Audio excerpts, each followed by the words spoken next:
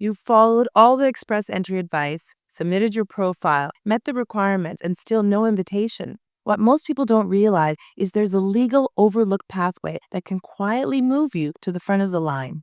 I'm Evelyn Ackah, a Canadian immigration lawyer with over 25 years of experience helping clients use smart strategies, not shortcuts, to get approved. In this video, I'll show you the express entry option hardly anyone talks about, how it works, and why it helps so many of my clients get PR fast.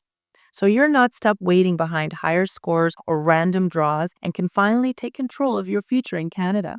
Let's get right into it. Most people think that looking to immigrate to Canada through express entry, they think there's only one way: rack up as many comprehensive racking system points as possible. Cross your fingers and hope to get an invitation to apply. But the truth is, there's a hidden path, one that very few people know about and even fewer use properly. That's what we're going to unpack today. The hidden express entry loophole no one talks about, how it works, and most importantly, how you can use it to boost your chances of immigrating to Canada, even if your CRS score isn't sky high. What is the express entry loophole, you might be asking? Here's the big secret. The loophole is all about provincial nominee programs inside express entry. Most people set their sights on federal skilled worker or Canadian experience class and stop there. But provinces across Canada have special express entry linked programs, often with their own set of rules, lower CRS cutoffs, and even targeted draws for in-demand occupations. These are called enhanced nominations, and getting one at 600 points to your express entry profile, shooting you straight to the top of the pool. But what nobody tells you is that each province has its own unique ways to hand out those nominations, and some are quietly but actively looking for candidates just like you.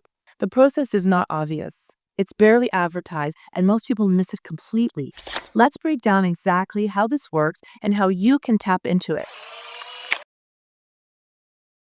Most applicants fill out their express entry profile, submit it, and wait. What they don't realize is that provinces are scanning that same pool for people who fit their needs. It's called a passive nomination. The key here is optimizing your profile to get noticed. Here's how.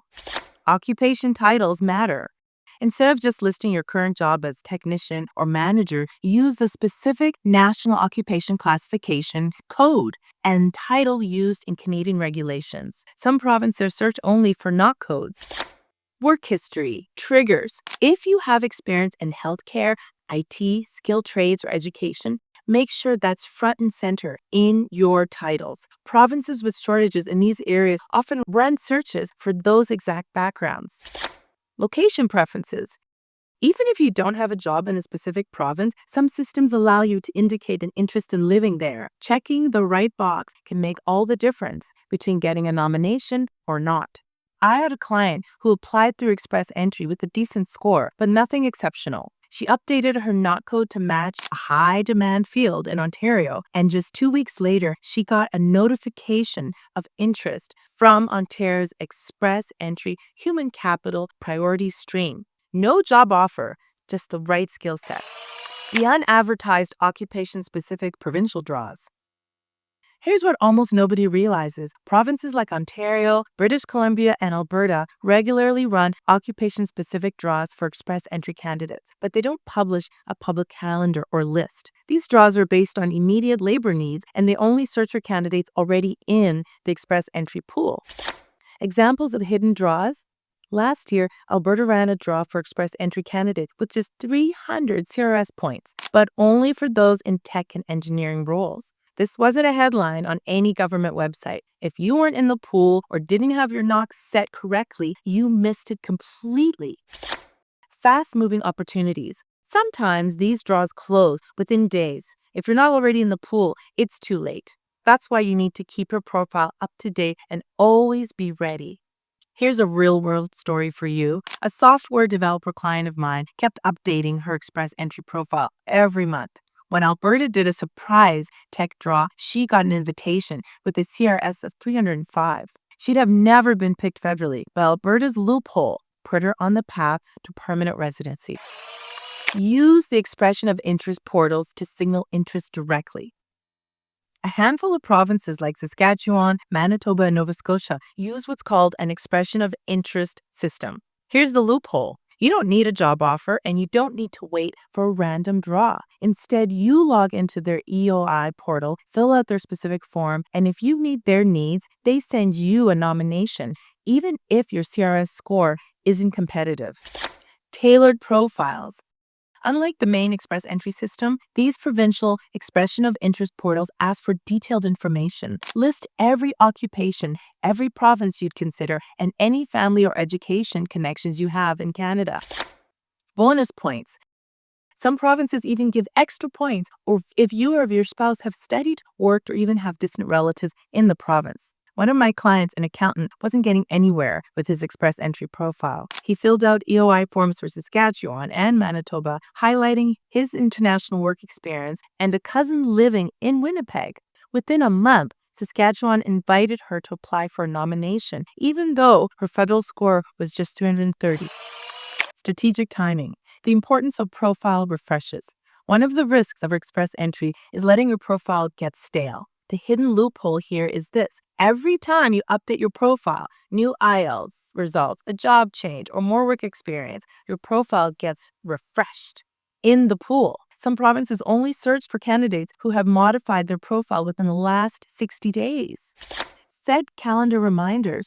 Mark your calendar to log in and review your profile every 30 to 45 days, even if nothing major has changed. Just confirming your details may help bump you up in a province's search results. Stay ahead of rule changes. Provinces quietly update their eligibility lists and occupational targets all the time.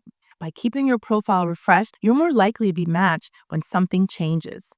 I once had a client who missed a Saskatchewan draw because his express entry profile was more than 60 days old. After we updated his profile and added a recent job letter, he got a nomination the next month. The power of job bank and employer-driven loopholes. Many people overlook the Canada Job Bank feature on their express entry profile. While it's not a substitute for a job offer, it is a loophole the province's employers use to scan for candidates directly. Some smaller provinces like New Brunswick and Prince Edward Island rely on it to fill hard-to-find positions. Active job bank profile. Make sure your job bank profile matches your express entry information exactly. Employers and provincial staff use it to reach out to potential nominees, especially for jobs in rural or underserved areas. Attend virtual job fairs. Provinces often hold virtual job fairs and recruitment sessions linked to express entry. If you attend and make contact, some provinces treat this as a connection and boost your nomination prospects. Personal success story.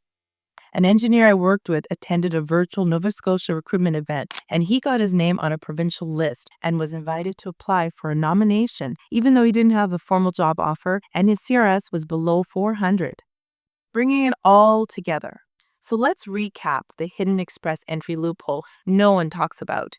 Provinces have their own, less advertised pathways inside the express entry system. By tailoring your profile, tracking hidden draws, using expression of interest portals, refreshing your data, and plugging into the job bank, you massively boost your chances of getting that golden 600-point nomination, even if your CRS score isn't competitive federally. Remember, most people sit back and wait for the federal draws, hoping for the best. If you're proactive, strategic, and a little bit persistent, you can use these hidden provincial channels to turn a mediocre profile into a successful PR application. Final thoughts and why this matters? Now, more than ever. Express entry is changing every year. Provinces are getting more power to pick candidates, and federal thresholds keep climbing.